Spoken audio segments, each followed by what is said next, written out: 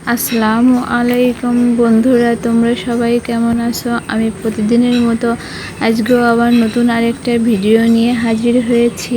সকালে আমি ঘুম থেকে উঠে ছাদ থেকে ময়লা ফেলাতে এসে দেখি আমার গাছে নয়নতারা ফুল অনেক ফুটেছে। এত ফুল দেখে আমার অনেক ভালো লাগছিল। আজকে আমি অনেক সকালে উঠে কাজ কাম রেডি করেছি। আজকে আমার সবগুলি ননদ আমাদের বাসায় বেড়াতে আসবে। আসলে ঘরে যখন মেহমান আসে তখন তো কিছু আয়োজন থাকে। নিচ থেকে আব্বু ডাকে, যে দেখে আব্বু বাজার থেকে কি কিনে নিয়ে এসেছে। বন্ধুরা আমার সাথে থাকো। নিচে এসে দেখে আব্বু অনেক চিংড়ি মাছ নিয়ে এসেছে। ঝটপট করে চিংড়ি মাছ আমি কেটে নিব। 12টা থেকে 1টার ভিতরে আমার রান্না বান্না শেষ করব। আমি পেঁয়াজগুলি আগেই কেটে রেখে পায়েসটা চাপিয়ে আমি ছাদে ময়লা ফেলতে গিয়েছিলাম। এসে দেখি আমার পায়েসটা প্রায় হয়ে গেছে। পায়েসে আমি বাদাম ছিটিয়ে দিলাম। এদিকে আমি গরুর গোশত এবং চিংড়ি মাছ কেটে রেখেছি। চিংড়ি মাছের পরিমাণ মতো লবণ দিয়ে ভালোভাবে মাখিয়ে নিয়েছি। চিংড়ি মাছ ভাজার জন্য চুলোয় একটা প্যান বসিয়ে নিয়েছি। আজকে আমি চিংড়ি মাছটা হলুদ ছাড়াই ভাজবো। শুধু লবণ দিয়ে চিংড়ি মাছ ভাজলে চিংড়ি মাছের কালারটা অনেক সুন্দর আসে। হলুদ দিয়ে ভাজলে চিংড়ি মাছটা পুড়ে যায় এবং তিতা লাগে। আপনারা বাসায় একদিন হলুদ ছাড়া চিংড়ি মাছ ভেজে দেখবেন। দেখেন আস্তে আস্তে আমার চিংড়ি মাছের কালারটা কত সুন্দর আসছে। চিংড়ি মাছ রান্নার সময় হলুদ ব্যবহার করে থাকি। আমি আগে থেকে সব ধরনের মশলা বেটে রেখেছি। পেঁয়াজ বাটা, আদা বাটা, রসুন বাটা, জিরে বাটা, গরম মশলা। আমার চিংড়ি মাছগুলো ভাজা শেষ হয়েছে। দেখতেই পারতেছেন কালারটাও অনেক সুন্দর আসছে।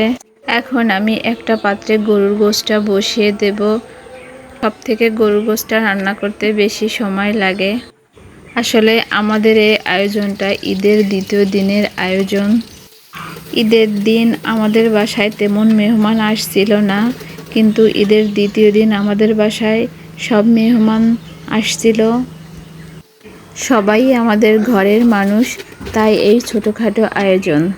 আজকে গরুর গোশতটা আমি আমার আম্মুর মতো করে রান্না করার চেষ্টা করছি। জানি না কত দূর আম্মুর মতো হবে।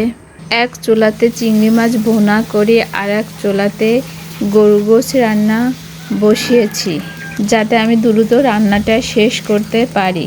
আমার আম্মু অনেক সুন্দর গরুর গোশত রান্না করে। আজকের গোশতটা যেন আমার আম্মুর মতো রান্না হয়। চিংড়ি মাছ ভুনাটা প্রায় শেষ। এদিকে ভাবিকে সবজি কাটতে দিয়েছি। ভাবিকে বললাম, ভাবি তুমি সবজিটা একটু ছোট ছোট করে কেটো। সবজিটা ছোট ছোট কাটলে বেশি দেখতে ভালো দেখায়। সবজিগুলো কাটা শেষ হলো। ঝটপট করে ধুয়ে সবজিগুলো বসিয়ে দিলাম।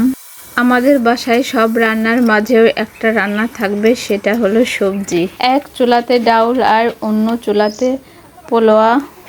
পোলাও চাউলটা আমাদের নিজেদের ক্ষেতের চাউল। ক্ষেতের পোলাও চাউলের ঘ্রাণটা অনেক সুন্দর আসে। ভাতটা ঝরঝরে হয়।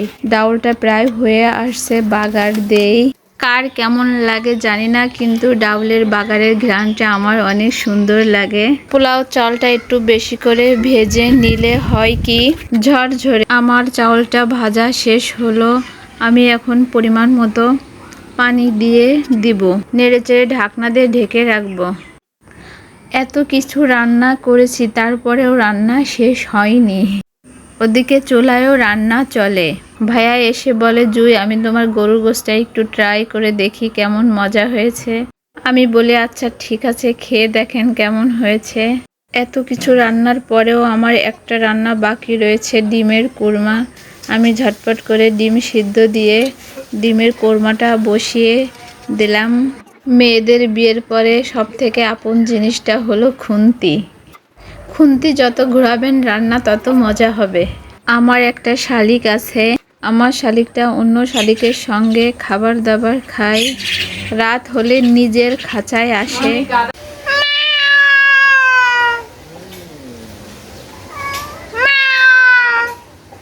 দুইটা বিড়াল কিভাবে ঝগড়া করে, এ দুটা বিড়াল আমাদের পোষা বিড়াল।